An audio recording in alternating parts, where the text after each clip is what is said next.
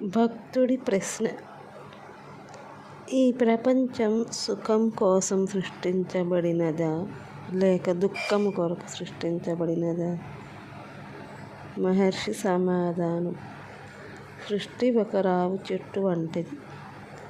పక్షులు దాని పండ్లు తినడానికి వస్తూ ఉంటాయి. మనుష్యులు దాని నీడలో చల్లదనం కోసం వస్తారు. కానీ కొంతమంది చెట్టుకు ఉరిపోసుకొని చచ్చిపోతారు. కానీ ఆ చెట్టు వీటన్నింటితో ఆ చెట్టుకు ఏ సంబంధం లేవు.